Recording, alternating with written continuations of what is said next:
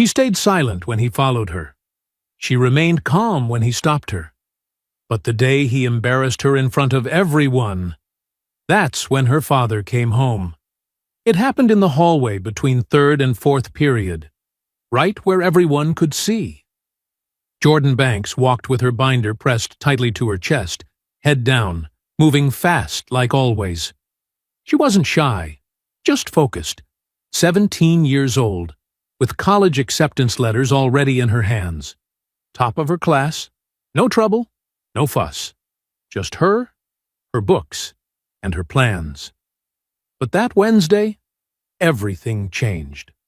Officer Bradley Keene, the town cop working security at Melrose High in southern Arkansas, stood near the cafeteria doors, his thumb hooked under his belt like he owned the place. A few students laughed at something he said. Jordan didn't look at him. She never did. As she passed, he stepped too close. "You watching where you're going, young lady?" he said loudly. Jordan stopped, confused. I'm sorry." Keene smirked. Then, almost casually, he tilted a water bottle forward. His hand bumped hers. The bottle slipped. Or maybe it didn't. Either way, cold water splashed onto the front of her shirt. She gasped. Papers fell. The hallway erupted in noise. Keene's tone didn't change. "Oops. Guess someone's clumsy today." The words stung worse than the water. Jordan stood there, soaked. Laughter crawled under her skin like fire ants. Her shirt clung to her body. Her hair dripped. Her face burned. She didn't speak. She didn't even look at him. She just picked up her papers, turned, and walked away. But the look in her eyes, it wasn't just shame. It was confusion and fear. Jordan didn't cry in the bathroom. She didn't cry when she changed shirts in the nurse's office or when she skipped lunch to sit alone in an empty classroom. She held it in, like always. But something had changed. Because this wasn't the first time Keene had bothered her. The first time was small, a stop sign near the edge of town. She was driving home from her job at the library one night when his headlights flashed behind her. He said she rolled the stop. She didn't. He asked questions that had nothing to do with driving. Where she was going, what was in her bag, why she looked nervous. She told her mom, but she brushed it off. The second time, he showed up at her job. Didn't order anything, just stood by the door, arms crossed, watching her shelf books, smiling. There was no reason. Jordan never caused trouble, never talked back. She was quiet, always polite. So she started asking herself the question no teen should ever have to ask. Why me? The answer came in whispers and stares. Tyler Keene. Same school, same grade. The cop's son. They shared AP history and nothing else, except one debate 2 months earlier. Jordan had made a strong argument about unfair systems. Tyler didn't like being corrected, especially not by a girl like her. That day, she won. The class clapped. His jaw tightened. But it wasn't just that debate. Tyler used to be first in class. Now he was second. Jordan had taken his spot. He was used to people laughing at his jokes until the star point guard, Malik, started walking Jordan to class.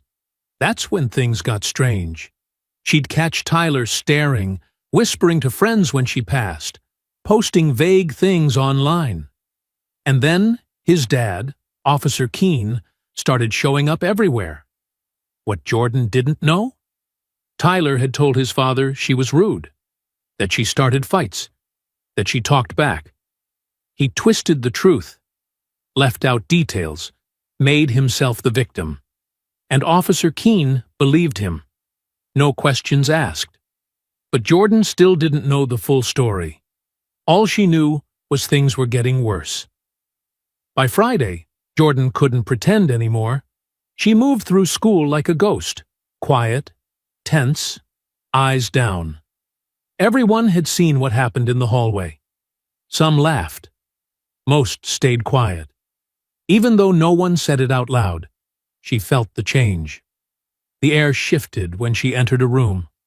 The looks, the whispers, the pity. She hated the pity most. At lunch, she hid in the back corner of the library, pretending to study. Her hands wouldn't stop shaking. Every time someone passed the glass doors, her heart jumped. When the librarian asked if she was okay, she nodded. Of course she nodded. But that afternoon, something broke. Mr. Reynolds, her U.S. government teacher, stopped her after class. He was young, early 30s, and one of the few teachers who actually listened. He'd been there during the debate. He'd seen what Tyler said. He'd noticed the shift. "Jordan," he said gently, standing in the doorway. "Wait a second." She paused, gripping her binder like it could protect her. "You sure everything's all right?" She hesitated. "I'm fine." "Are you?" "Because I've been teaching long enough to know when a student isn't fine." That was all it took. She didn't burst into tears. She didn't fall apart. But her voice cracked. Her shoulders shook. And Mr. Reynolds stepped back, giving her space. Not pressure, just space. "I didn't do anything," she finally whispered. "I believe you," he said. That was the first time someone had said those words out loud. He didn't try to fix it. He didn't rush her. He just asked if she wanted to talk to someone. Maybe the principal, maybe a counselor, maybe someone higher up. Jordan shook her head. She didn't trust the system anymore. But that night, when she got home and saw her dad's boots by the front door, mud still fresh on the soles, she froze. He was back. Colonel Elijah Banks. Retired, technically, but he still stood tall like he was on duty. Still spoke like every word mattered. He hadn't told anyone he was coming home early. He never did. He just showed up when it counted. And he saw it in her face the second she walked in. "What happened?" he asked, calm as ever. Jordan stood in the kitchen, fingers shaking on her backpack zipper. Her mother, Raleigh, looked up from the stove, but stayed quiet. Jordan looked at them both. Then she told them everything. The stop sign, the library, the hallway, the water, Tyler. She expected anger. Maybe a slammed fist, a curse word, a demand to drive to the school right then. But Elijah didn't do any of that. He just nodded once, quiet, steady, then walked into his office, shut the door, and didn't come out for the rest of the night. What Jordan didn't know yet was that her father wasn't just listening. He was planning. Colonel Elijah Banks didn't sleep that night. He sat in his office, door closed, surrounded by old files, a laptop no one else was allowed to touch, and a folder marked FIA that he hadn't opened in years. While the house stayed quiet, Elijah worked with the same focus he'd used on classified missions for 30 years. He didn't pace. He didn't yell. He gathered information. By sunrise, he had Officer Bradley Keene's entire public record. Traffic stops, complaints, reports on how he used force. Every document he could get legally. And a few more from people who owed him favors. And what he saw? A pattern. Most people wouldn't connect the dots. Elijah did. He always did. And the dots spelled out one thing. Bradley Keene had a problem with young black kids who spoke up, did well, or didn't know their place. And his son, Tyler, just like him. Same attitude, different uniform. That morning, Elijah sat across from Jordan at the breakfast table. She barely touched her toast. He didn't push. He just asked one question. "You trust me?" Jordan nodded. "Good," he said, sliding a manila envelope toward her. "Because this ends today." Later that afternoon, Elijah showed up at Melrose High. Not with shouting, not with threats, just answers. He didn't wear a uniform, didn't need to. His broad shoulders alone made people look twice. His voice, calm and firm, held more power than shouting ever could. He asked to speak with Principal Denise Thornton, a quiet woman who'd been avoiding the drama. She wasn't expecting a visit from a man with military straight posture and ice in his stare. Elijah didn't yell. He spread the documents across her desk, neat and exact, fact after fact, complaint after complaint, proof of a pattern. He explained what his daughter had endured, then asked one question. Do you want to handle this inside these walls, or do I take it outside? Principal Thornton flipped through the pages. Her expression shifted. Elijah didn't wait for an answer. He already had his next meeting set. A civil rights lawyer in Little Rock, and a reporter from the Arkansas Tribune who'd written about police abuse. By the time word got out, the kids who'd laughed in the hallway on Wednesday weren't laughing anymore. But Elijah didn't want revenge. He wanted justice, and he wasn't finished. Monday morning brought a storm, not from the sky, but inside Melrose High and the Pine Bluff Police Department. Before first period, Officer Bradley Keene was called into a closed-door meeting with Principal Thornton and a school district official. He walked in smirking. He walked out with his badge left on the table. Suspended. Pending investigation. That was just the beginning. By noon, Elijah's contact at the Arkansas Tribune published an article. High school honors student targeted by local cop. Father demands answers. No wild claims were needed. The facts spoke for themselves. Dashcam timestamps, past complaints, statements from former students, even a quote from Mr. Reynolds. She's one of the most respectful and dedicated students I've ever taught. This wasn't about behavior. It was personal. By the time Jordan reached sixth period, her phone wouldn't stop ringing. The local news picked up the story, and Channel 7 aired it that evening. They blurred her face, but everyone at school knew who it was. The quiet girl, the one who never caused trouble, the girl who'd been shamed on purpose. Now, everything was changing. Tyler Keene tried to stay unnoticed. He deleted his online remarks, and his friends went silent. Even the basketball player who once laughed at his jokes avoided looking at him. No one wanted to be next. Jordan didn't boast or act proud. She walked into school the same as always, except this time her shoulders were straight. When she passed the hallway where it all happened, the water, the laughter, the shame, something inside her shifted. Not anger, not revenge, just peace.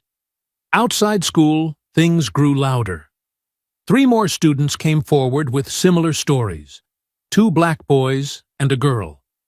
They said Officer Keene had stopped them for no reason, accused them of things they didn't do, and made them feel scared. Now, the story wasn't just about Jordan. It was about a pattern. Elijah didn't speak much publicly. He gave one short interview. The reporter asked why he didn't fight harder, sue the officer, or make more noise. Elijah's reply was simple. Sometimes the truth is the loudest thing in the room. I don't need to ruin a man. I just need the truth to do its job. That truth did more than harm reputations. It led to school board meetings. It made the police department rethink their training. It gave scared kids the courage to speak up, not just at Melrose, but in nearby towns too. Jordan was invited to speak at a student leadership event in Fayetteville. She talked about respect, fear, and what it feels like when adults forget you're still a kid. She ended her speech with a line from her dad. Silence isn't always weakness. Sometimes it's the moment before the truth walks into the room. But even after all that, one last moment was coming. No cameras, no crowd, just a talk face to face. A week later, in a plain room at the district office, Jordan sat across from Bradley Keene. He looked nothing like the man who poured water on her in front of everyone. No badge, no uniform, just a stiff, uneasy man avoiding her gaze. The mediator explained the rules and stepped back. Jordan spoke first. "You embarrassed me," she said, looking straight at him. "You targeted me because your son couldn't stand a girl being smarter than him." Bradley shifted in his seat, but stayed quiet. "You followed me. You made me feel unsafe. You treated me like a criminal when all I did was study, work, and stay out of trouble." Her words were calm but firm, not angry, just honest. Bradley finally muttered, "That wasn't my intention." Jordan stared. "You poured water on me in front of everyone. What exactly was your intention?" He had no answer. Jordan didn't need an apology. She just needed him to know what he'd done. She stood, thanked the mediator, and walked out. Her point was made. Outside, Elijah waited by the car, no suit, no papers, just quiet strength. She got in and finally relaxed, as if she'd been holding her breath for weeks. "How'd it feel?" he asked. She didn't smile, but she nodded. "Like I won without fighting." Elijah nodded back. "That's real power." Jordan didn't fade into the background again. She mentored younger girls, joined a student justice group, and wrote for a teen column. Not for fame, but because staying silent wasn't an option anymore. Once you've been silenced, speaking up becomes a duty. Not everyone has a father like Elijah. Not everyone has proof, a caring teacher, or a reporter who listens. Jordan knew that, so she spoke for those who couldn't. That's what made her strong. As for Officer Keene, he didn't return to Melrose. His badge was taken away. He tried to fight it, but the system he thought would protect him started working as it should. Slowly, quietly, just as Elijah said. It's not about being loud. It's about being right. So what's the lesson? Power without honesty is just noise. And silence, when it holds the truth, can change everything. If someone's ever made you feel small for doing what's right, remember, you don't have to fight like them. You just have to stand firm. If this story moved you, share it. Talk about it. Ask yourself, who would you be in Jordan's place? Or Elijah's? Real change doesn't always start with shouting. Sometimes it starts with one quiet voice that refuses to stay silent. For months, Brad, Kyle, and Trent pushed the line, mocking Amina Taylor, taunting her in the hallways, turning her wheelchair into the punchline of a joke no one dared to stop. She was an easy target, a black girl, newly disabled, surrounded by people who stayed quiet. They crossed the line more than once. And then one day, they didn't just cross it, they shattered it. But what they didn't know was that someone had been watching. Zariah Taylor was Amina's older sister, and an MMA fighter with no tolerance for cruelty and no fear of consequences. What happened next couldn't be buried. They thought they could get away with it, but Zariah wasn't going to let them, not without making them suffer the same way they made her disabled sister suffer. Before we go any further, comment where in the world you are watching from and make sure to subscribe, because tomorrow's story is one you don't want to miss. The hallways had never felt longer than they did now. Amina Taylor used to weave through them like everyone else, slipping between bodies, shoulders back, head high, her earbuds tucked in and her mind already halfway home. But that version of her, the girl who could outrun the clock and take stairs 2 at a time, was gone. What remained moved slower now, smaller, quieter, tucked low in a wheelchair that creaked a little when she turned corners, a chair she was still learning to trust, even though it was all she had. Students passed her like she didn't exist, or worse, like she was something to pity. Eyes dropped when she looked up, conversation stopped when she wheeled too close. And though no one said it out loud, Amina felt it in every sideways glance and forced smile that she didn't belong in the flow anymore. She was in the way. in the middle of someone else's space, in the middle of a life that had moved on without her. Only Zariah never made her feel that way. Her sister was in the grade above, but she walked Amina to class when she could, doubled back during lunch, and kept a quiet eye from across the courtyard when they weren't together. She didn't say much, Zariah never did, but when she looked at Amina, it was like everything was still okay. Like Amina was still who she used to be, even if the rest of the world refused to see it. They'd always been close, but since the accident, that closeness had turned into something else entirely. Something that carried weight. Something with fire in it. Zariah had been there when Amina came home from the hospital, saw her cry in the middle of the night when the reality settled in, helped her up the first time she fell out of the chair, held her hand through the silence that came after the pity faded and the whispers started. She never made a show of protecting her sister, but everyone knew not to test that line. At least, most people did.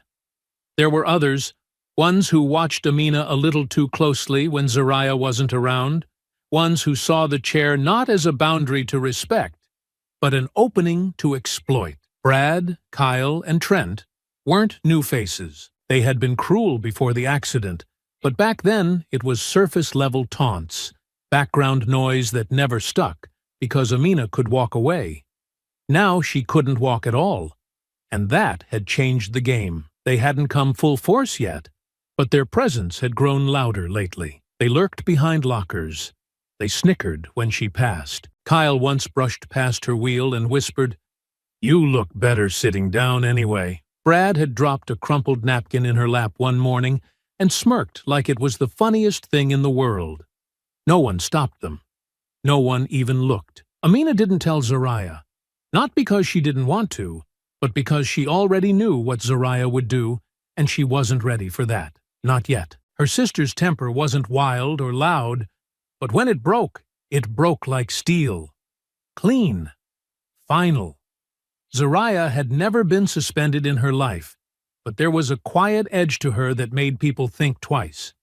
Still, Amina wasn't ready to be the reason her sister crossed that line, so she stayed silent, and each day, the silence made her smaller. Most mornings blurred together now. Wake up early, struggle through the routine, ride quietly with Zariah to school, and brace herself for what the day might bring. There was no rhythm to it.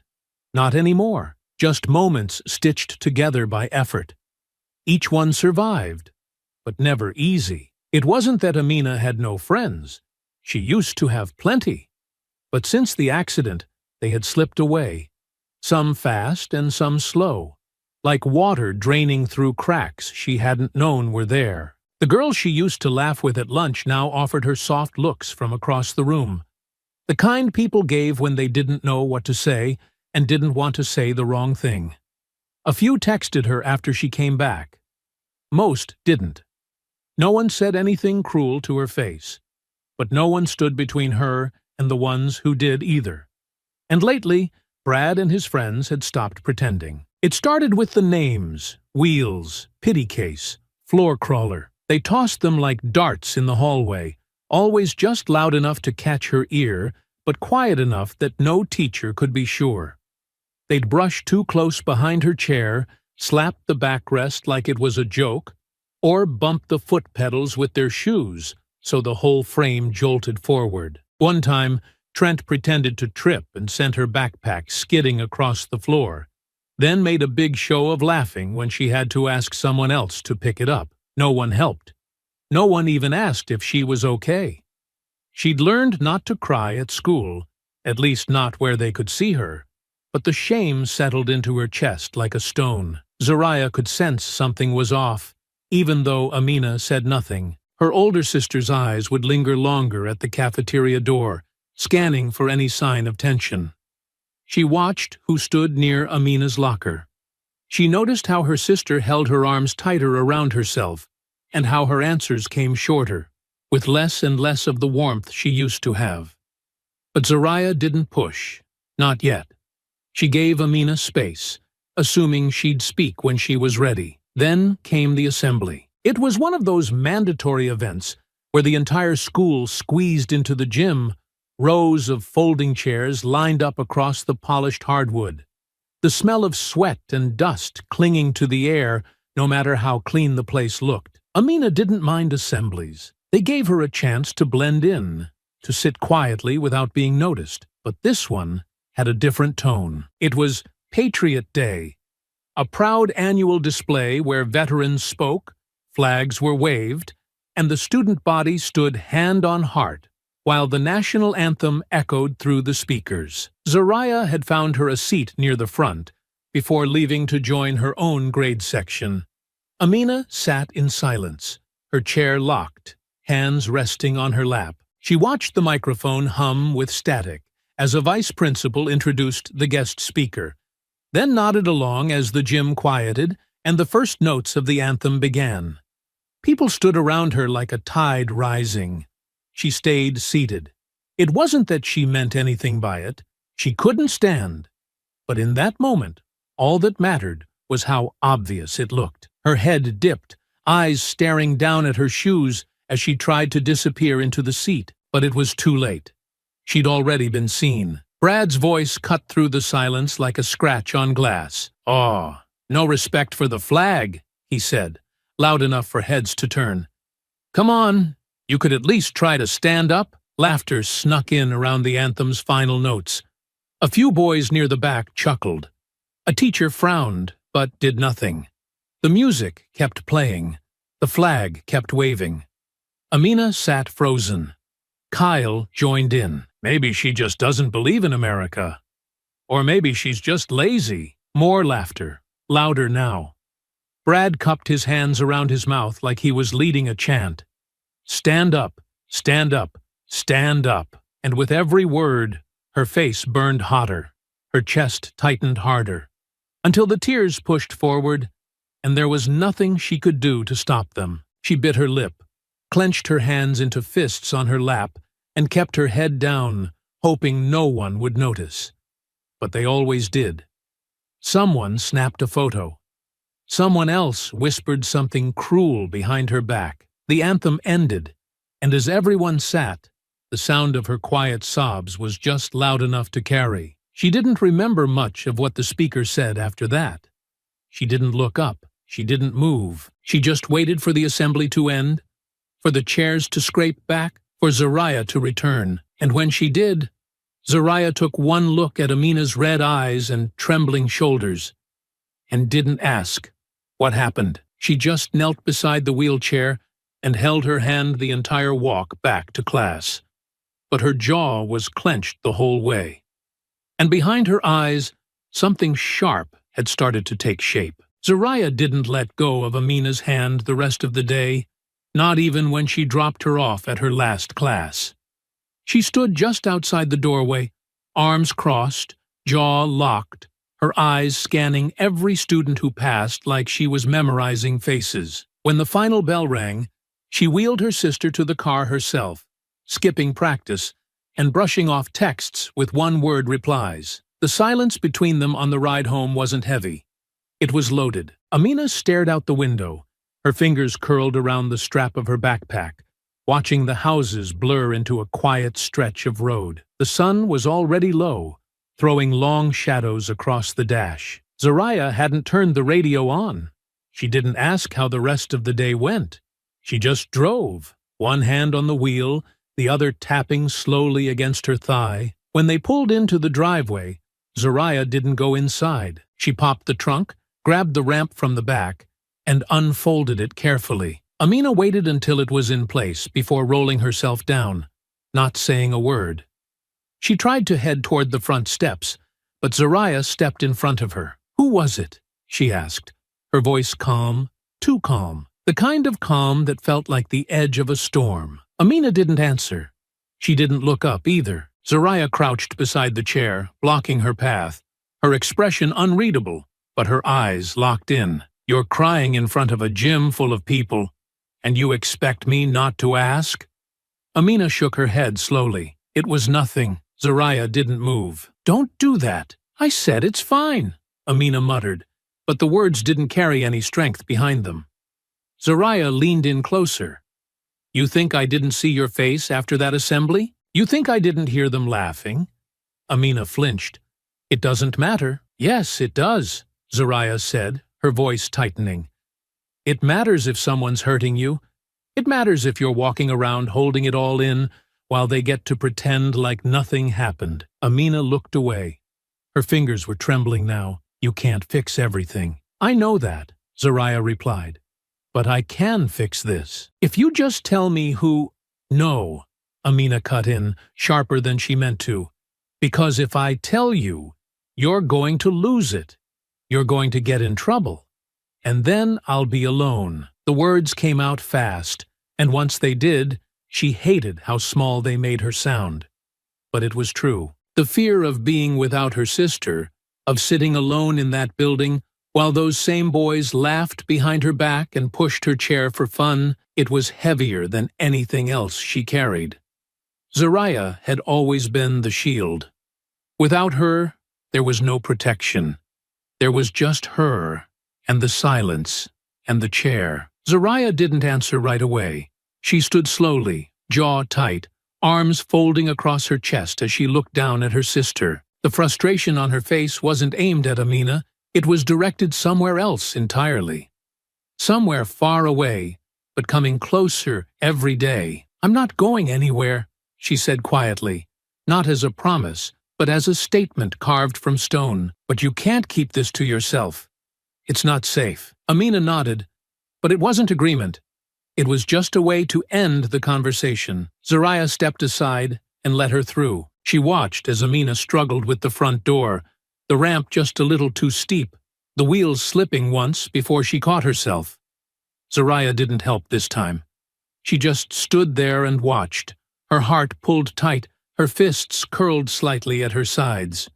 She knew her sister was hiding something. And whatever it was getting worse. That night, Amina didn't eat much. She picked at her dinner and left half of it on the plate. Zariah stayed up late, sitting in her room with the lights off, phone face down on the bed, staring at nothing. She wasn't angry at Amina. She was angry at what the world had done to her, at how quickly people had changed when her sister stopped walking, at how easy it was for cruelty to slip into the cracks and hide there, just out of reach. But Zariah wasn't going to let it hide much longer. Whether Amina told her or not, she was going to find out. The sky was overcast, the air thick with the kind of chill that clung to the skin long after the wind had passed, and Amina rolled herself across the side entrance near the gym, while most students filtered in through the front. It was a habit now, avoiding the larger crowds, the shoulder bumps, the awkward pity stares. The side door was quieter, less chance of running into anyone who'd make her day worse. Or so she thought. She made it to her locker, spinning the dial carefully, her fingers stiff from the cold. The hallway was still half empty, filled with the low echo of shoes and murmurs bouncing off the walls. She thought she'd make it through this morning without incident. Zariah was already inside, handling something for student council, but she was supposed to meet her before second period. Amina had told herself she'd be fine. It was just 1 hour, one hallway, one morning. She didn't hear them coming. The first sign was the sound of laughter. Low at first, then rising like a wave just before it breaks. She didn't even have time to react before Brad's hand slapped the back of her chair. "Hey, there she is. Captain, sit down," he said, smirking as he leaned over her shoulder. Amina tensed. Her hand froze on the lock. She kept her eyes down, hoping if she didn't engage, they'd go away, but they didn't. Kyle stepped in front of her, walking backward as she rolled forward. "Where's your flag pin, huh? Thought you'd come in with a protest sign today," he said, flashing a wide, mocking grin. "Or maybe a wheelchair bumper sticker that says, 'Down with America'?" Trent laughed from behind. "Nah, she's too lazy to print one out. Besides, she'd have to get up to do that." More laughter. Amina tried to swerve around Kyle, but he stepped to the side again, blocking her. Brad walked up alongside her and grabbed the right wheel. "Come on, just having some fun," he said, his grip tightening. This thing's built like a shopping cart. I bet I could pop a wheelie. Amina's chest tightened. Don't, she said, her voice soft but sharp. Oh, you hear that? Trent said. She's got a voice. Thought you left that in the hospital. Before she could react, Brad unlocked the brake. And then, without warning, they lifted. Her world shifted sideways as the chair jolted beneath her, one of them grabbing the handles from behind, the other pulling at the frame. Her body slid slightly, unbalanced. She gripped the armrests tight, trying to stay steady, but her center of gravity was off. She couldn't fight them. Not like this. They weren't laughing anymore. They were performing now. Kyle yanked the chair fully out from under her. Her legs collapsed instantly, limp and unresponsive, her body hitting the floor hard. The tiles were cold. Her palms scraped as she tried to catch herself. The impact wasn't loud, but it echoed through her chest like thunder. She gasped, her face burning, pain and shame twisting together inside her as the boys cheered. Brad hopped into the wheelchair and spun it in a lazy circle, making car sounds with his mouth. Vroom, vroom! Out of my way, cripple coming through. Kyle leaned against the lockers, filming with his phone. Yo, this is gold. Amina, you want your seat back? Say, please. She looked up, her arms trembling beneath her, her knees useless on the cold tile. Give it back, she said. But it came out cracked, thin, like air that didn't have strength behind it. Trent nudged the chair with his foot. She can't even crawl right. Maybe we should race her down the hall. They kept laughing. People started to gather. A few watched, unsure if it was a joke or something worse. Most turned and walked faster. Amina's heart raced. Her vision blurred. She wanted to scream, to grab the chair, to run. But she couldn't do any of it. She wasn't fast. She wasn't strong. And in that moment, on the ground, with her elbows burning and her stomach twisted in panic, she wasn't even seen. She was just something to point at. Brad leaned back in the chair, spinning it again. I got to admit, he said, laughing, it's kind of fun being you. And that was when the noise stopped. Not because they were done, but because someone else had arrived. Footsteps echoed from the end of the hall, heavy and fast, cutting through the scene like a blade. The students who had stopped to watch began backing away, their laughter dying quickly. The chair squeaked to a stop as Brad turned toward the sound. And there she was. Zoraya. She wasn't running. She didn't need to. She walked down the hall like gravity didn't apply to her, eyes locked on Amina, then shifting to the chair, then finally to the three boys frozen in place. Her face said nothing, but her eyes said everything. And for the first time that morning, Amina breathed. Zoraya didn't break stride as she approached. Her steps echoed through the corridor like a warning, each one heavier than the last. The laughter had already died, but the silence it left behind was louder, sharper, filled with a tension that wrapped itself around every student watching from the corners of the hallway. She moved past them like they weren't even there. Her focus was locked dead ahead. Amina was on the floor, her arms shaking as she tried to lift herself, and the chair, her chair, was spinning in lazy circles beneath Brad, who was leaning back like he was still king of something. Kyle stood with his phone raised halfway, no longer recording but still gripping it like he didn't know what else to do with his hands. Trent leaned on a locker, his smirk just beginning to crack. Zoraya didn't look confused. She didn't look panicked. She looked calm. Too calm. Brad chuckled nervously when she reached them, trying to climb out of the chair with a weak grin. Hey, relax. It's just a joke. We were just messing around. Zoraya didn't blink. Get out of her chair. Brad hesitated, his voice trying to sound casual, but his bravado was already thinning. She was fine, all right? We didn't hurt her or anything. We were giving it back. I said, Zoraya repeated, her voice low and even. Get out of her chair. Kyle stepped forward, trying to fill the space with noise. Nobody touched her. We didn't even push her that hard. Zariah cut her eyes toward him. You dropped her on the floor and laughed. Trent scoffed. She can't feel it anyway, right? That did it. Zariah's hand moved before anyone could speak. She grabbed Brad by the front of his jacket and yanked him out of the wheelchair so fast his legs tangled beneath him. He stumbled, and before he could find his footing, she slammed him backwards against the lockers with a metallic crash that turned heads down the entire hall. He gasped, but she didn't let go. She drove her knee into his stomach once, hard, and as he doubled over, coughing, she dropped him to the ground. Kyle lunged at her, but she turned on instinct, catching his wrist mid-swing and twisting it behind his back so sharply he screamed.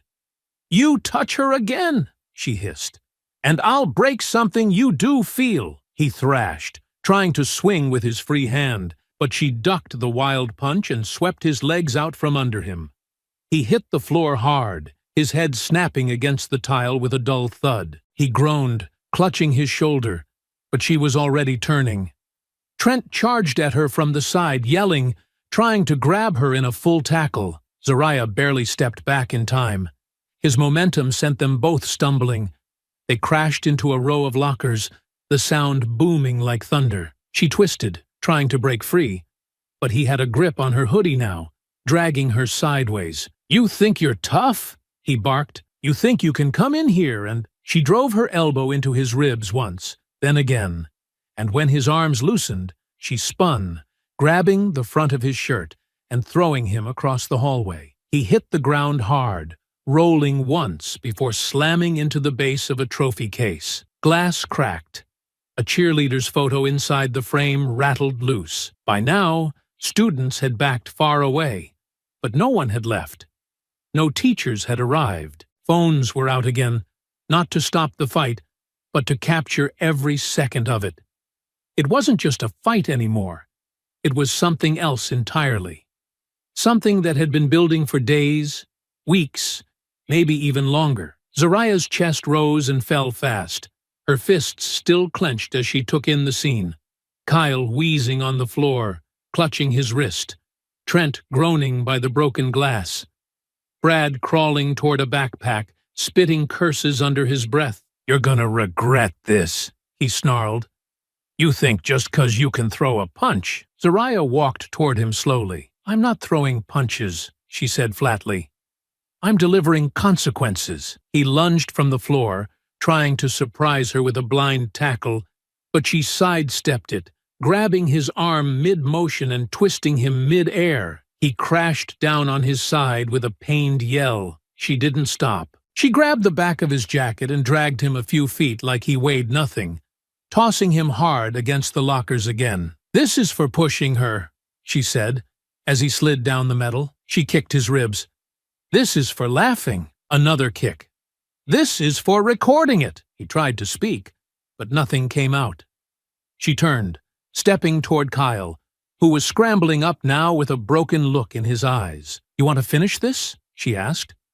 He shook his head. Too late. She grabbed him and slammed him against the locker next to Brad, then kneed him once, stepped back, and hit him with a clean right hook that sent him slumping. She didn't yell. She didn't curse. Her silence was worse. Her eyes stayed cold. But even she didn't see Trent coming up behind her. And the fight wasn't over yet. Trent rose behind her with blood on his lip and fury in his eyes.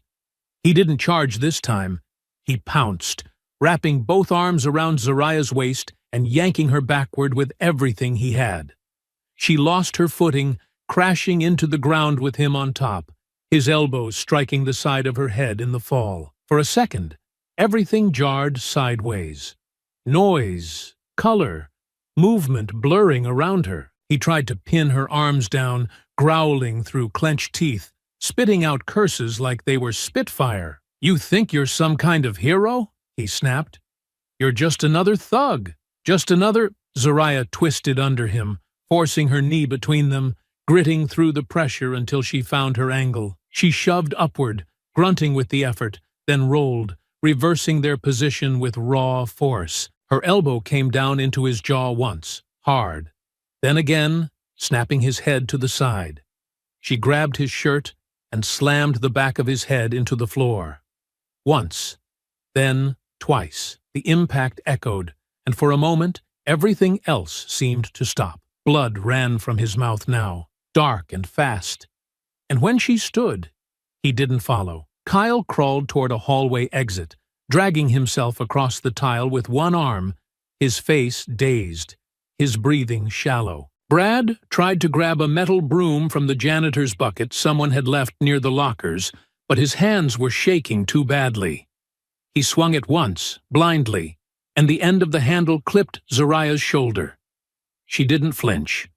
She turned, and Brad froze, still crouched, holding the broom like it would save him. Zariah stepped forward and slapped it from his hands so fast it clattered to the floor before he even blinked. She grabbed him by the collar and lifted him halfway off the ground.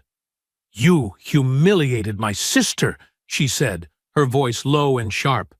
"You dragged her out of her chair. You laughed. You recorded it. You let her lie on the floor while you played with the only thing that gives her freedom. You think I'm crazy?" He nodded fast, wide-eyed, tears brimming now. "You're right." She punched him. Not wild, not unhinged, just one clean hit to the face that snapped his head back and left him limp in her grip. She let go, and he dropped to the floor like a dropped coat. By now, the hallway looked like something out of a riot. Lockers dented, backpacks scattered, blood smeared on the floor, students still circling the edges, phones still raised, mouths covered in disbelief. A few had backed behind the corners, whispering to others down the connecting halls. Some stood frozen with their hands over their mouths. But none of them said a word, and still, not a single adult had arrived. Zariah turned slowly, taking one long breath. Her arms were scraped, her hoodie torn at the shoulder, a trickle of blood near her temple from where Trent had slammed her. She winced as she rolled her neck, her ribs throbbing from the fall, but she stayed upright. Her eyes scanned the hallway once more, as if daring anyone else to speak. No one did. Then she moved to her sister. Amina was still half sitting, half sagging against the lockers. She hadn't cried again. Not yet. But her body was shaking, her eyes locked on the wreckage around her. She'd watched the entire thing. Every punch, every fall, every word. Zariah crouched beside her, her voice soft for the first time. "Come here." Amina didn't speak, but she leaned into her. Zariah's hands were careful as she slid her arms under her sister's back and legs, lifting her slowly off the cold tile, holding her like something precious that had been dropped one too many times. She stepped around the broken glass, the fallen boys, the stairs. The chair sat tipped near the trophy case, one wheel spinning idly. Zariah set Amina down carefully, adjusting the footrests, checking her sleeves, brushing her hair back like she used to when they were little. She didn't ask if she was okay. She knew she wasn't, but she was safe now. That mattered more. The first adult finally appeared at the far end of the hall, running. Zariah didn't look up. She placed one hand on the back of the chair and started pushing. Her knuckles were bruised, her clothes torn, her breath still coming fast. But her grip on that chair? Steady and unshakable. Zariah didn't say anything as she pushed her sister down the hallway. The wreckage of the fight stretched behind them, bodies groaning, lockers dented, blood drying on the tile, but she didn't look back. She didn't check to see who was watching or filming or whispering behind their hands. All that mattered was the weight in the chair and the silence that clung to it. Amina hadn't spoken since the last punch landed. Her hands were clenched in her lap, knuckles white, eyes unfocused, shoulders trembling in a way that told Zariah the adrenaline was still fading, that her sister was holding back something she couldn't keep buried for long. Zariah slowed near the end of the hall and leaned over her slightly, crouching beside her again, even though every bruise and muscle screamed not to. She placed a hand gently on Amina's wrist. "Hey," she whispered. "It's over. I'm here." And that was when the wall cracked. Amina's shoulders heaved once, a sharp breath breaking out of her chest as the dam gave way. Her lips curled inward as she tried to stop it.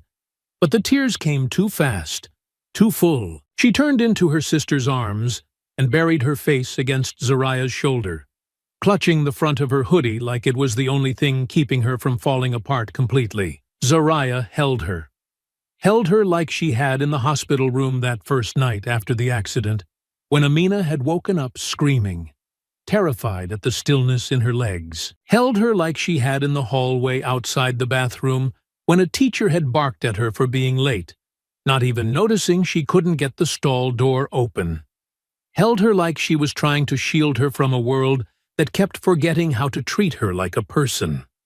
The tears soaked through Zariah's sleeve, hot and sharp. Amina's whole body trembled, and the sound of her crying wasn't loud, but it carried, deep and broken, like something old was being torn open. "I tried," Amina whispered between sobs. "I really tried to ignore it. I thought I could just wait it out." Zariah didn't say, "I know." She didn't say, "It's okay." She just pulled her tighter, her chin resting against the top of Amina's head, her hand rubbing slow circles across her back. "You don't have to wait anymore," she said quietly. "They won't touch you again." Amina sobbed harder, and Zariah stayed right there, bruised and bleeding and calm now, because the only thing that mattered was the girl in her arms. Footsteps came from behind them, steady and deliberate. More than one pair, not rushed, but not casual either. Zariah turned her head slightly, still shielding Amina with her body, as two campus security officers approached from the main hallway. One of them held a radio in his hand, the other already reaching for the walkie clipped to his chest. They stopped a few feet away, giving the sisters space, but their posture left no doubt about why they were there. "Zariah Taylor?" one of them said. Zariah didn't move. The officer cleared his throat. "We need both of you to come with us. The principal wants to speak with you immediately." Amina tensed again, her arms clutched tighter around her sister's waist. Zariah looked up slowly, locking eyes with the man in front of her. His voice hadn't been aggressive, but it hadn't carried any understanding either. Just procedure. Just protocol. Zariah stood without a word, adjusting her grip on the wheelchair. Her expression didn't change.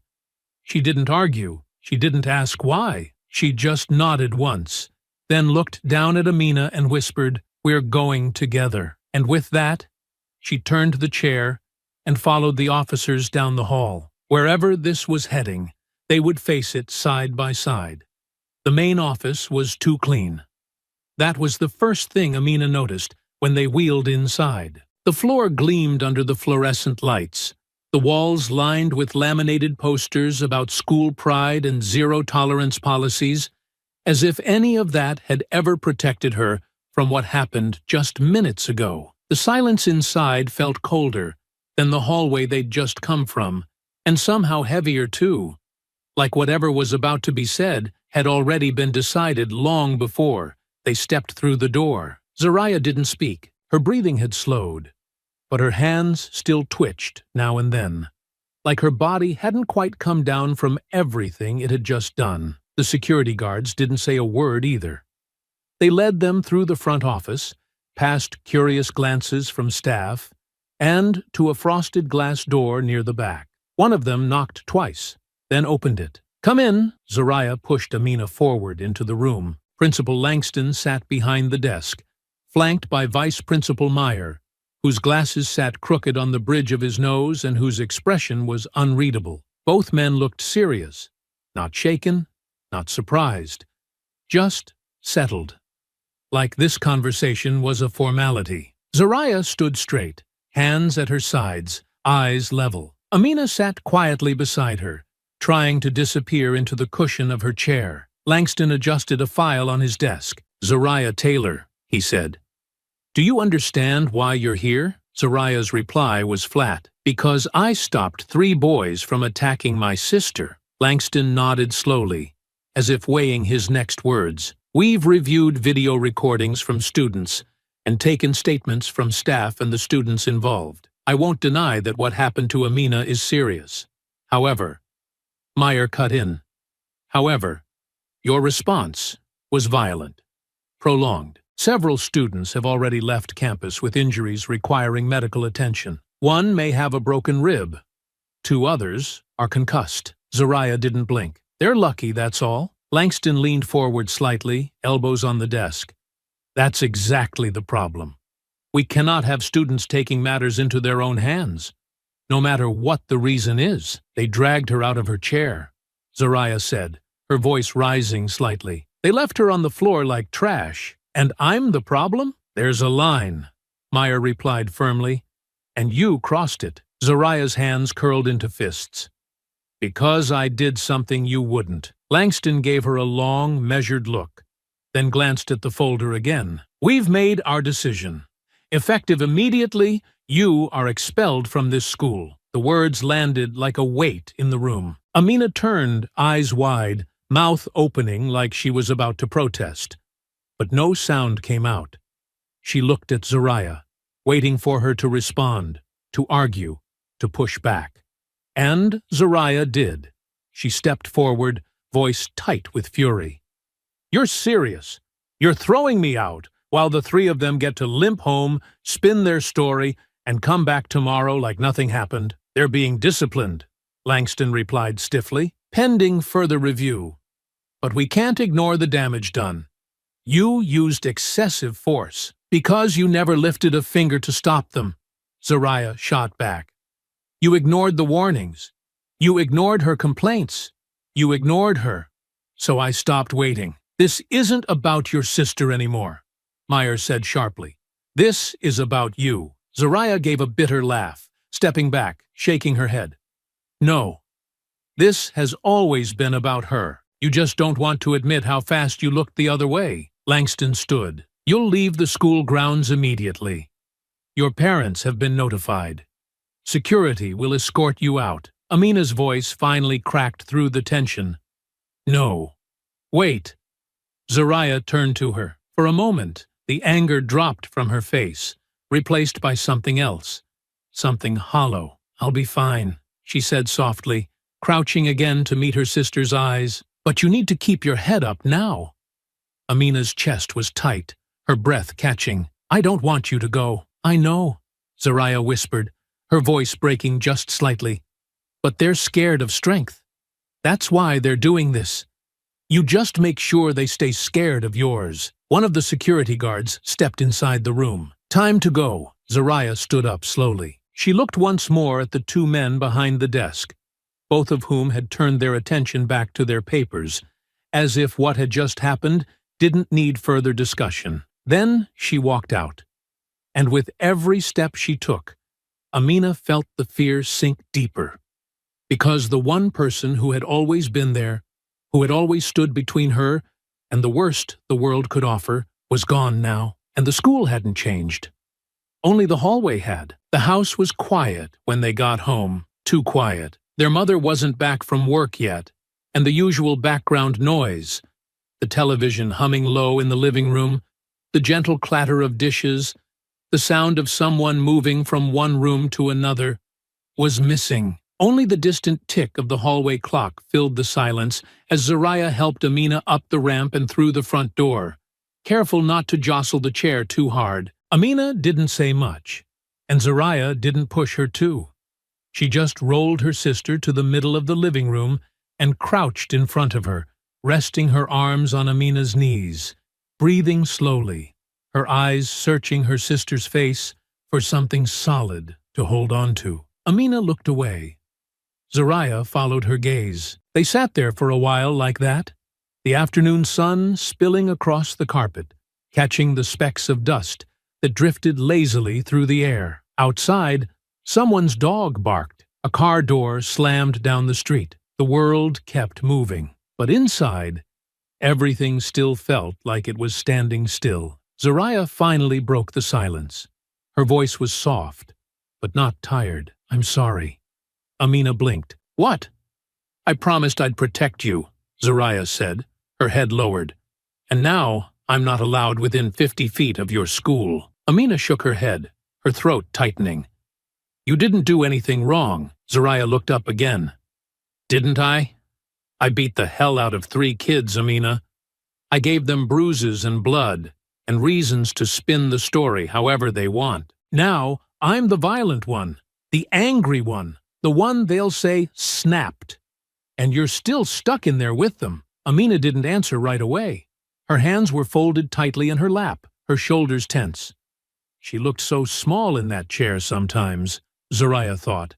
Not because of her body, but because of everything she'd been forced to carry alone. Things no one her age should have to. I'm scared, Amina whispered. Zoraya didn't say anything. I'm scared they're gonna come after me again, she continued. Scared I won't be able to stop them. That they'll find some way to hurt me worse. And now you're not there. No one is. Zoraya moved closer, sitting down cross-legged on the carpet, knees touching the footrests. That's not true. They didn't believe you, Amina said. You saw what happened. They made it like you were the problem. And if they could do that to you, what do you think they'll do to me when I go back? Zoraya leaned back slightly, exhaling through her nose. They can lie in a meeting, she said. They can hide behind desks, but they can't lie to the world. Amina looked at her, confused. Zoraya's voice steadied. The video. The one Kyle took. The one the school pretended not to have? They deleted it from his phone. But I saw 3 other kids recording. One of them posted a clip already. Just a few seconds. But it shows you on the floor. Shows them spinning the chair. I screenshotted it before it got taken down. Amina's brow furrowed. You think someone else has the whole thing? I know they do, Zoraya said. And even if they don't, we have enough already to tell the truth. Amina hesitated. And do what? Show it to Langston?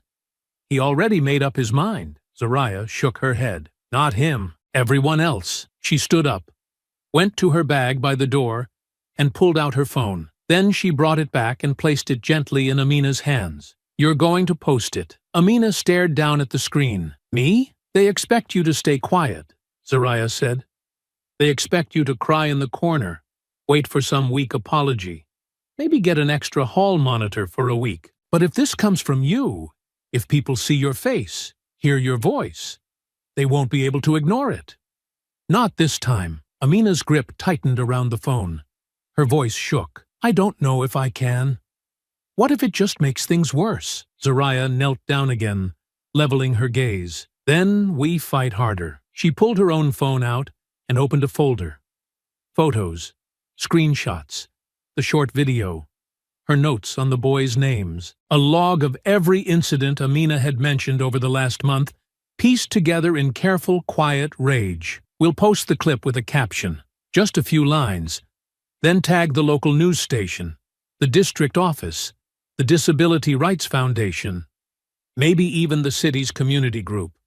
People will see it, and once they do, they'll start asking questions Langston doesn't want to answer. Amina's eyes were glassy, but her voice didn't shake this time. And then what?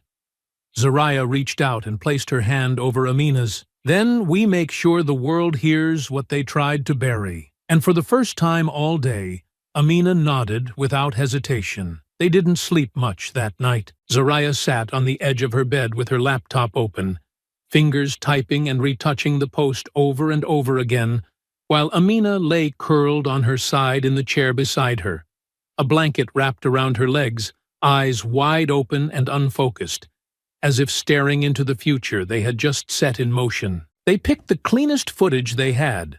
One of the students who had filmed from across the hallway had sent it through anonymously.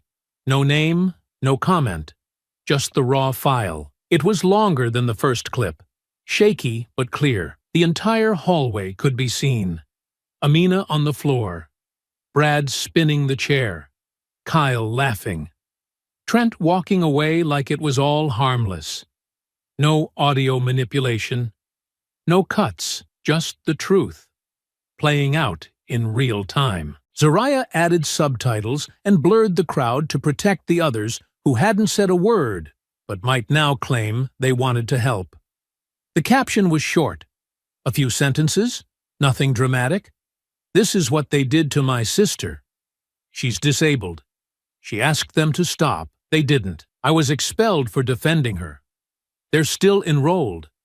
Please share this before they make it disappear again. They posted it in the early hours of the morning. Amina hit the upload button herself, her finger hovering for half a second before tapping the screen. Her face was calm, not numb, but focused, like she had finally found a thread she could pull, and refused to let go. Zaraya posted the same video on her account.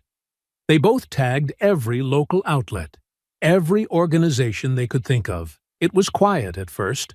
A few likes, a few retweets, a comment or two. Nothing big. But by the time the sun rose and the sky began to pale behind the blinds, the numbers had already started to climb. A video share from a student with a large following brought the first wave. Then a disability advocate reposted it with a sharp caption about how systems protect bullies over victims. A local journalist followed. Then another. Within hours, people from across the city were commenting, tagging the school district, demanding answers. Zaraya sat beside Amina at the kitchen table, scrolling silently through the reactions. Some were angry. Some were heartbroken. Some were outraged in ways that felt like justice finally reaching its feet. Amina said little. She just kept watching the view count rise. By midday, it had passed 100,000. By evening, local news anchors were mentioning it on the air, reading statements from the district about an ongoing investigation and a review of the incident involving several students. But those words didn't carry much weight anymore. The video had already done what it needed to. The damage couldn't be softened. Their inboxes filled quickly. Messages from strangers, teachers from other schools, parents of kids in wheelchairs who had lived through the same silence. Some thanked them, some offered help. One civil rights attorney asked if they had already begun preparing legal action. Zaraya flagged that message immediately. But the most telling shift came when the principal's office called. The number popped up on their mother's phone while she was chopping vegetables in the kitchen, her back still turned, still unaware of everything that had exploded online. Zaraya answered. "Ms. Taylor," Langston said, his voice clipped but tight with strain. "We'd like to schedule a meeting at your earliest convenience to discuss the current matter." Zaraya didn't respond right away. She let the silence hang for a moment, just long enough to feel the weight shift back into her hands. "Sure," she said. "We'll be in touch. But next time, send an email. My sister doesn't need to hear your voice." She hung up before he could respond. Later that night, Amina stared at the screen as the video hit 500,000 views. Her hand drifted toward the keyboard, pausing over the words people had written about her. Brave, strong, resilient. She didn't feel brave. She didn't feel strong. But she felt seen. And that was more than she'd ever had inside those school walls. Across from her, Zaraya leaned back in her chair, arms folded behind her head, watching the numbers keep climbing. The fight wasn't over. Not even close, but the tide was turning. And for the first time since it began, it was the bullies who would have to answer, not them. By the next morning, the school couldn't pretend anymore. Emails flooded the district's inbox. The voicemail box for the front office filled before noon. News vans parked across the street from the school entrance, their antennas rising over rows of parked cars, cameras pointed toward students as they walked inside, hoping to catch someone willing to talk. And while the staff did their best to keep a lid on it, ushering students inside quickly, instructing teachers not to discuss the video in class, it was already too late. The damage had reached the surface. Everyone had seen it. Everyone had opinions. And no one believed the school anymore. In classrooms, students whispered during lectures, phones hidden beneath desks, fingers tapping through the endless stream of reposts, comments, and stitched videos breaking down every second of the footage. Some spoke in low voices about how they'd seen things before, how Brad and Kyle and Trent always acted like nothing could touch them. A few even admitted quietly that they'd laughed at the time. They didn't laugh anymore. By mid-morning, a second video surfaced, this one from a different angle, showing the moments just before the assault. The way Amina had tried to wheel away.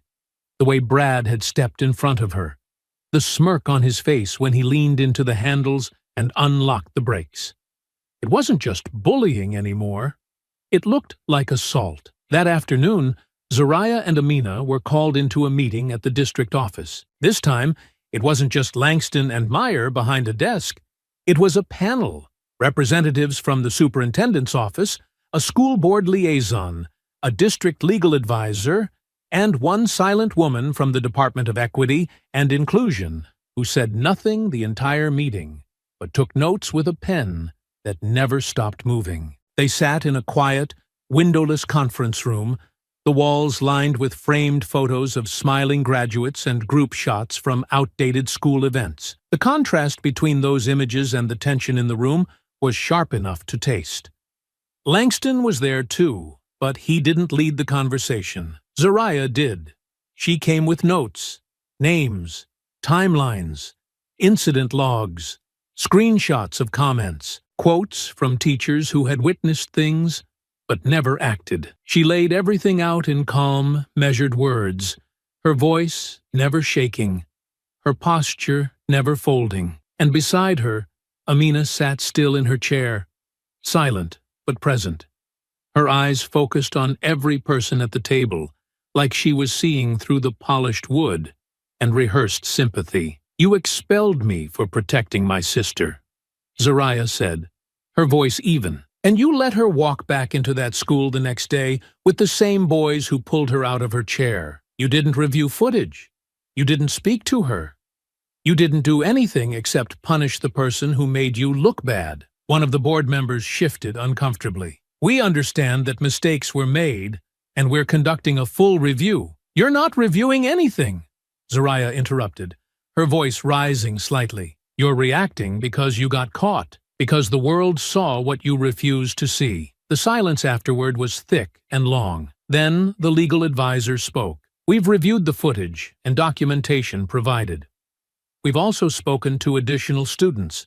Based on the full scope of the incident, the district is issuing an official apology to both Amina and Zoraya Taylor. The expulsion will be reversed immediately, and the disciplinary actions against the other students are being re-evaluated." Zoraya leaned back slowly, her hands folded across her lap. "Re-evaluated isn't good enough." The board member cleared her throat. "We're in the process of formal expulsion hearings for all 3 students involved." "And what about the staff who ignored the warnings?" Zoraya asked. "We've opened an internal review," the legal advisor said, "and we are revisiting our training programs for disability awareness and intervention." It wasn't everything. Not yet. But it was the first time anyone in that room had acknowledged what happened in full. Amina didn't speak during the meeting, but when it ended and the room began to clear, the woman from Equity and Inclusion stood beside her and said, "They only move this fast when they're afraid." And for the first time since it started, Amina smiled. It wasn't big, it wasn't long, but it was real. Outside the building, reporters stood waiting, microphones in hand, cameras rolling, and this time Zoraya didn't flinch when they called her name. She stepped in front of the lenses with her chin high, Amina by her side, and spoke with the same clarity she had in that meeting. She didn't rage, she didn't cry, she just told the truth. And when the story aired that night, on every local channel, across social media, through articles and interviews and panel discussions, the message was clear. They weren't just fighting back. They were winning. But that didn't last forever. It didn't take long for the pushback to start. By the end of the week, after the district issued its formal apology and confirmed that the expulsion against Zoraya had been rescinded, local talk radio began to shift. The tone was different now. Not all outrage and sympathy, but something quieter, more calculating. Callers framed their concerns in vague terms, their voices laced with hesitation meant to sound fair. "Now, I'm not saying what happened to that girl wasn't terrible," one man said on a popular morning segment, "but I just wonder, at what point does violence go too far? I mean, that other girl sent 3 boys to the hospital." A mother chimed in later that day, her voice tight, controlled. The kind of tone used when someone rehearses every word before stepping in front of a microphone. My son Kyle has never been a bully. He was caught in a moment. That girl had training. She's a fighter. Why isn't anyone asking if what she did was excessive? Others followed. Letters to the editor. Online comments under news stories.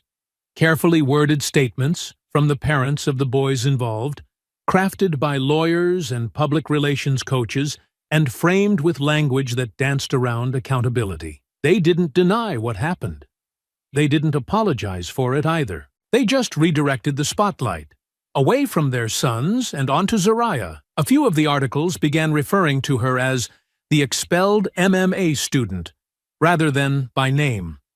Anonymous sources mentioned her violent background. One blog claimed she'd attacked before, though no one could prove it. The implication was clear. Maybe Amina was a victim, but Zariah, she was dangerous. Zariah read every headline.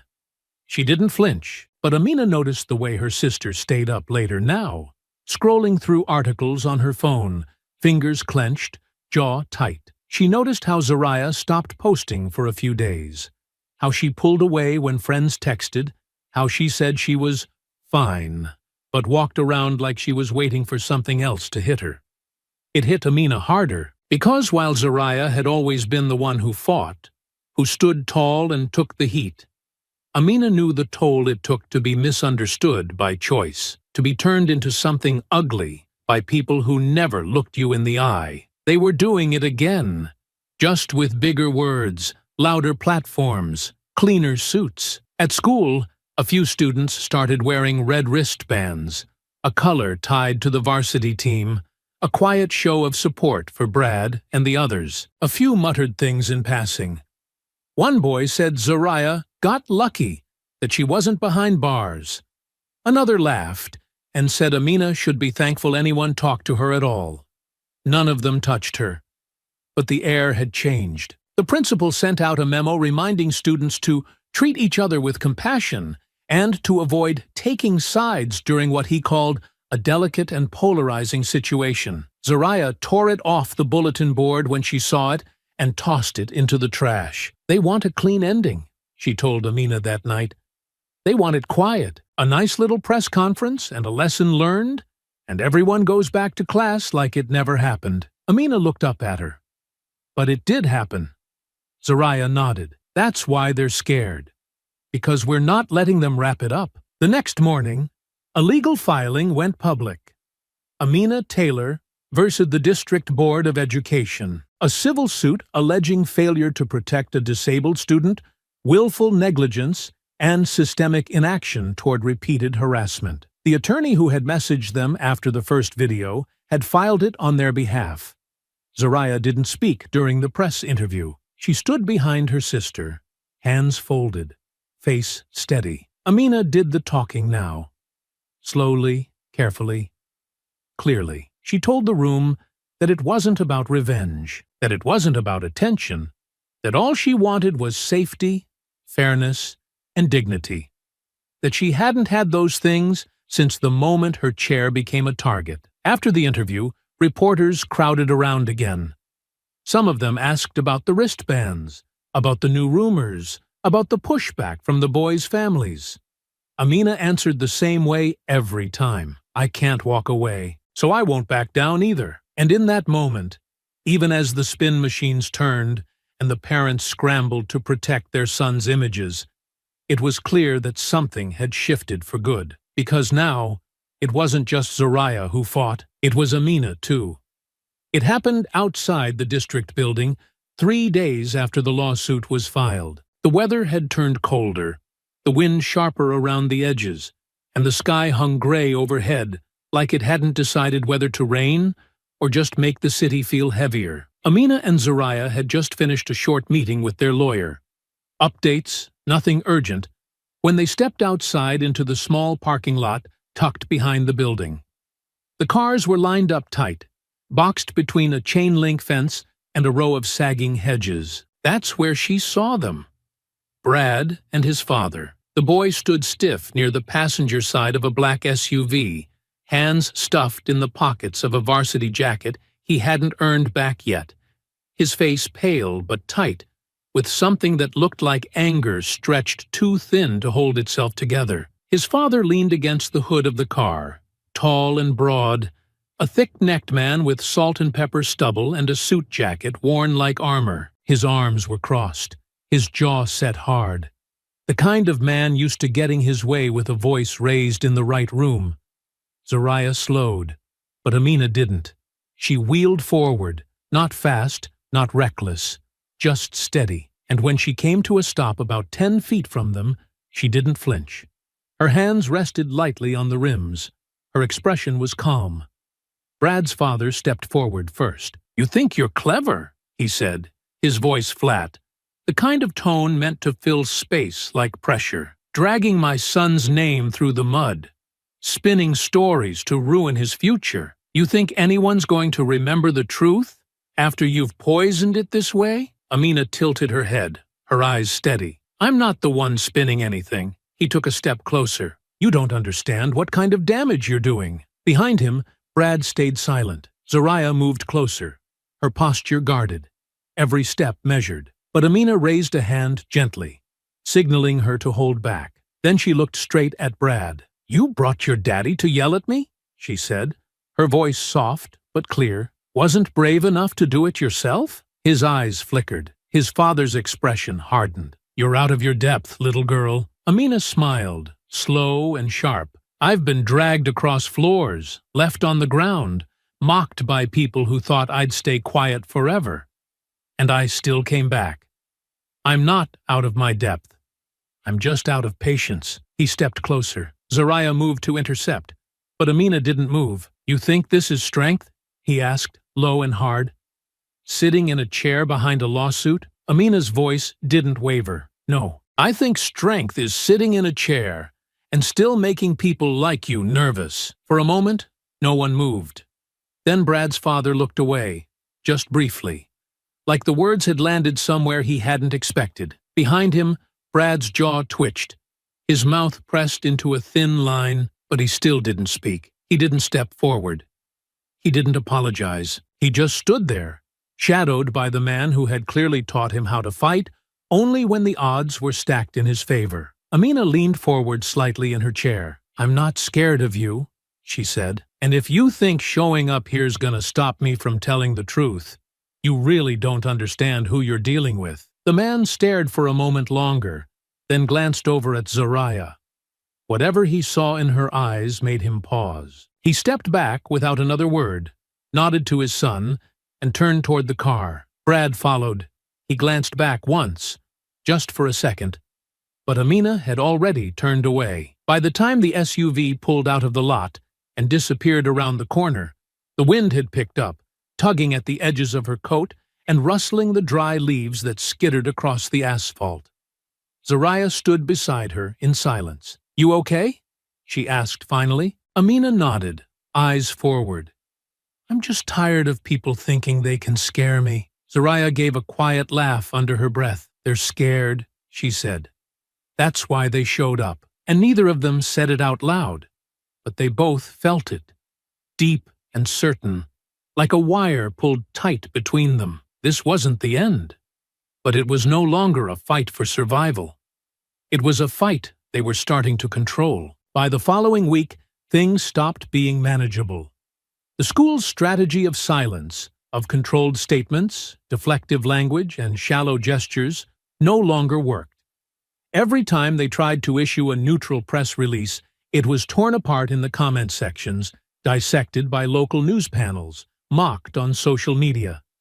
Every delay looked like guilt. Every carefully worded sentence that failed to name the boys directly was seen for what it was: cowardice wrapped in bureaucracy. But it wasn't just the video anymore. A new recording surfaced, this one older. Grainy audio from a classroom, posted anonymously, but it was unmistakably Brad's voice, laughing, calling Amina deadweight under his breath, while another boy whispered something too low to hear, followed by stifled laughter. A teacher had clearly been in the room, but said nothing.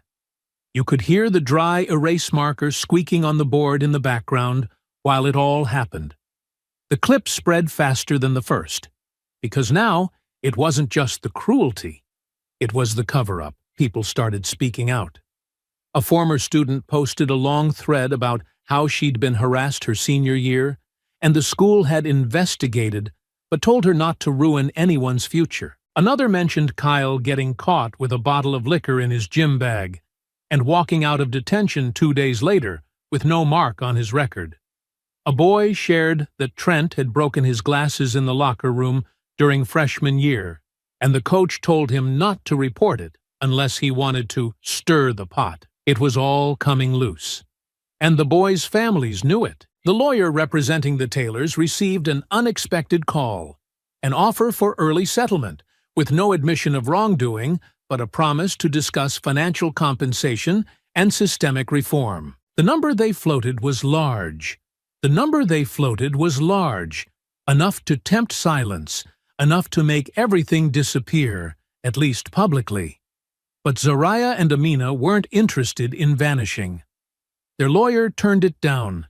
Instead, she went public with the fact that a settlement offer had been made without accountability. That same evening, a televised debate aired between two legal analysts, one of whom read a portion of the offer aloud on air. The backlash was swift. Parents from the school began calling for administrative resignations. A petition demanding the firing of Vice Principal Meyer reached 25,000 signatures in a single weekend. Disability rights organizations began planning a rally in front of the school district building. Reporters now waited daily outside campus. And in the middle of it all, Amina stayed steady. She went to class every day. She spoke when asked. She gave a short interview for a national podcast. She answered a question at a town hall. She didn't yell. She didn't cry. She didn't retreat. She just kept showing up. Zariah, reinstated but choosing not to return to the school, kept working behind the scenes, organizing interviews, sending statements, coordinating with advocacy groups who were now treating Amina as a figurehead in a growing movement far beyond their city. For every headline the boys' families tried to control, Zariah made sure a louder, truer one replaced it. One evening, Amina sat at the table scrolling through her phone when she saw a new post. A boy from school, one of the quiet ones who had never said a word during all the bullying, had posted a short video of himself staring into the camera. "I should have helped her," he said. "I saw what they did. I didn't do anything. But now I'm going to." He shared the link to the petition. He tagged the district. He named Brad. Amina didn't know how to feel at first, but when she looked across the table and saw Zariah watching her, the corner of her sister's mouth lifting into something small and proud, she realized something simple but powerful. They were being heard, not because they begged for attention, not because they played nice, but because they didn't stop. And now the truth had a momentum of its own. It was no longer just about what had been done. It was about what came next. The change came slowly, then all at once. It started with the hearing notices, letters sent to the families of Brad, Kyle, and Trent, informing them that formal expulsion procedures had begun. The school board had voted unanimously to move forward after reviewing the compiled evidence, witness statements, and public outcry. The district made the announcement in a short press release, released just before the weekend, to soften the impact. But the news didn't soften anything. Reporters got the story before the school could control it. Within hours, headlines flooded local and regional outlets. School moves to expel students involved in disability abuse incident. Photos of the boys from last year's sports banquet began circulating online. In some, they looked smug, arms around each other's shoulders, trophies in hand. In others, they looked younger, almost harmless. But the captions under the images told a different story now. The comment sections weren't kind, and while their parents still tried to spin it, interviewing through lawyers, issuing statements about due process and forgiveness, the community had turned. Coaches distanced themselves. Alumni stopped defending them. Even some of the teachers who had been silent started quietly voicing support for what the Taylors had done, as if the winds had shifted just enough to make Truth feel safe to stand beside. For the first time since the fight, Amina felt like she could breathe inside those school walls. The tension didn't vanish completely. There were still stares in the hallway, whispers that trailed behind her, classmates who avoided eye contact or spoke too carefully, like the truth might still be radioactive, but the fear had changed shape. It wasn't lodged in her chest the way it had been before.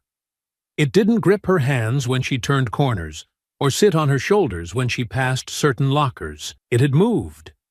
To them. Brad stopped coming to school 2 days before his hearing. No explanation. No one said it out loud, but everyone knew. Kyle and Trent followed soon after. Their lockers were emptied one morning before the first bell. Someone said their parents had requested early withdrawals. Someone else said they'd been told not to show up. The principal released another statement. Short, cautious. We remain committed to a safe learning environment for all students. We take allegations of harassment seriously and will continue to uphold our policies. It sounded tired now, too late. Zariah read it and didn't even bother to respond. Instead, she focused on preparing for the next step. The lawsuit was gaining traction. National organizations had started calling. Disability rights leaders wanted to meet Amina. Civil rights groups were amplifying the story. A local university invited the sisters to speak at an upcoming panel on equity in education. Their mother sat them down at the kitchen table one evening after dinner. Her voice calm but firm. "You've already changed things," she said, "and I'm proud of both of you. But just make sure you're still living your lives. Don't let this take everything." Zariah nodded, serious as always. But Amina just smiled. "Maybe it already did," she said. "But now we're the ones deciding what to do with it." That weekend, Amina returned to the gym where Zariah trained. It had been a long time since she'd watched her sister move like that. Controlled, sharp, deliberate. Zariah sparred carefully, never showing off, but always steady, always precise. After the session ended, she handed Amina a pair of gloves, smaller, padded, soft. "You don't have to hit hard," she said. "Just hit smart." Amina slipped them on. The weight didn't scare her anymore, because now she understood what it meant to stand your ground, even when you were sitting. The rally took place on a cold Saturday morning, just outside the district headquarters, and by the time Amina and Zariah arrived, wrapped in coats and scarves against the wind, the sidewalk was already filled. Signs bobbed above heads in steady rhythm. "Protect disabled students." "We stand with Amina." "Accountability isn't optional." Some were handwritten, others printed by local organizations who had shown up not just to support, but to demand. There were parents and students, activists and teachers, legal advocates and neighbors, all gathered in a quiet but powerful show of force, their presence speaking what their voices soon would. At the edge of the gathering, a makeshift podium had been set up near the front steps of the building. Behind it, a banner stretched across the stone wall. No more silence. No more excuses. Zariah stepped up first, her voice calm and measured, cutting through the cold without needing to shout. She spoke about schools as institutions of trust, how they could no longer expect students to endure harm in silence, while adults turned away. She spoke about systems that only moved when forced, and the strength it took to be the one doing the pushing. Then she stepped back, and Amina wheeled forward. She didn't look at the crowd first. She took a slow breath, her hands resting on the podium, steady and sure. Then she raised her eyes and spoke, not loud, not theatrical, just clear, like she was no longer asking permission to be heard. "I didn't file a lawsuit because I wanted revenge," she said. "I filed it because I didn't want this to happen to the next girl in the chair, or the next boy, or anyone who gets laughed at and ignored until they finally break." The crowd was quiet, listening. "I filed it," she continued, "because no one should have to get hurt, get filmed, get dragged across the floor and still wonder if they'll be believed. No one should have to lose their sister from school just to get someone to notice. Applause didn't explode. It rolled in like a rising tide, steady and strong, carrying warmth in its sound. She paused only briefly before finishing. And I'm not going anywhere until the people who failed me are the ones who have to answer for it. That night, her words were quoted on the evening news, and the lawsuit became national. Within days, media coverage spread far beyond the city. Major outlets published features with headlines like "Student Files Landmark Disability Discrimination Case Against School District" and "Sisters at the Center of Civil Rights Storm Refused to Back Down." Interviews were requested from national talk shows. A segment aired on a late-night special. The legal filing itself, Taylor v. District Board of Education, was circulated in advocacy networks, used as an example of how accountability could no longer be buried under red tape and silence. The district's lawyers tried to get ahead of the damage. They reached out again with a revised settlement offer, but this time it wasn't buried in disclaimers. It included a formal acknowledgement of wrongdoing, a detailed action plan to reform staff training, and a substantial financial offer that would fund both Amina's continued care and a new disability equity program that would bear her name. This time, the Taylors listened. Their attorney went through the offer carefully. Zoraya asked every question she could think of. Amina said nothing for most of the meeting, just sat quietly, watching her name printed across the paperwork, the shape of her story now etched into official documents. "I'll agree," she finally said, "if they sign it in public." The attorney smiled, and the district did. The final agreement was signed in a public session, not behind closed doors. Cameras were allowed. Journalists attended. The superintendent read a statement acknowledging the district's failure to protect Amina Taylor from sustained harassment and abuse, recognizing Zoraya Taylor for stepping in when adults had failed and committing to long-term systemic reform. It wasn't just a win, it was a shift. And afterward, Amina didn't celebrate. She didn't cry. She just sat with her sister on the front steps of the building, the crowd thinning behind them, reporters drifting away, the sky softening to a pale gray as the day settled down.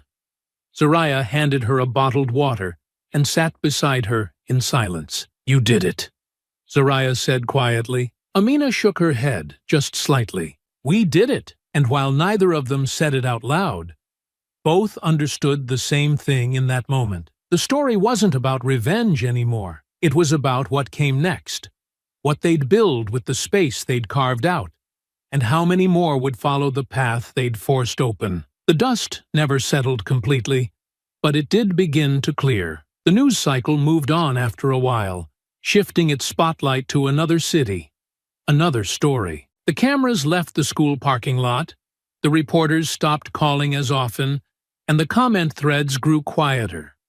But for Amina, the silence wasn't the kind that erased what happened. It was the kind that made space for something new to take root. She still wheeled down the same hallways, past the same lockers, sat through the same classes. But the weight had changed. It no longer pressed against her shoulders or curled in her stomach like it used to. People still watched her sometimes, but the looks were different now. Curious, careful, even respectful in a way that didn't feel forced. A few students who had never spoken before now stopped her to ask questions about advocacy projects. Some asked about joining the mentorship group she was building with the help of a local nonprofit. One teacher asked if she'd be willing to help redesign parts of the school's disability access plan. They wanted to hear from her, not out of pity, but because they had started to understand she knew what they didn't. She hadn't expected to enjoy that feeling, but she did. She liked the planning, the clarity, the way ideas took shape on paper and turned into something real. She liked knowing that her voice could shift a conversation, change a policy, open a door. For the first time since the accident, she felt useful in a way that wasn't just about surviving the day. She wasn't clinging to the edge of things anymore. She was building something inside them. and she wasn't alone. Zariah kept showing up, not at school, but everywhere else that mattered. She trained in the mornings and helped Amina in the afternoons. They met with community organizers. They drafted proposals. They planned summer workshops. It wasn't always easy, but it was theirs. Every meeting, every late-night email, every small win, they were stitching something back together, something stronger than what had been lost. One afternoon, as they sat at the kitchen table sorting through a stack of notes and program flyers, their mother stepped into the room holding her phone. She looked at Amina, then gently placed the phone down with the screen facing up. A headline stretched across it in bold black text. 3 former students disqualified from university admissions following expulsion review. Amina read it slowly. Beneath the title, the article explained how the colleges Brad, Kyle, and Trent had been accepted to had rescinded their offers after learning of the full extent of the harassment and the terms of their expulsion. Their athletic scholarships had been pulled. At least one of the boys had tried to appeal, citing unfair media influence. But the decision held. There were no photos in the article, no quotes from the boys or their families, just the facts, laid out plain and final. Amina stared at the screen for a long time. Zariah didn't say anything. She didn't need to. Eventually, Amina looked up. "I thought it would feel different," she said softly. "Does it?" her mother asked. "I don't know," Amina said. "It doesn't feel like revenge, just like the end of a chapter." Zariah nodded. That's all it ever needed to be. They sat there a while longer, not celebrating, not gloating, just letting it settle. The weight of justice, when it finally landed, didn't come with fireworks or shouts. It came quiet, steady, heavy in the right places. Later that evening, Amina wheeled out to the back porch with a blanket wrapped around her legs and a notebook in her lap. She scribbled notes for the next meeting, topics for discussion, speakers to invite, questions she wanted to ask. The porch light buzzed above her. The wind was cool, but not bitter. For the first time in a long time, she didn't feel like she was chasing after a version of her life she had lost. She felt like she was finally living the one she had grown into. And it didn't scare her anymore. I hope you enjoyed that story. Please share it with your friends and subscribe so that you do not miss out on the next one. In the meantime, I have handpicked 2 stories for you that I think you will enjoy. Have a great day.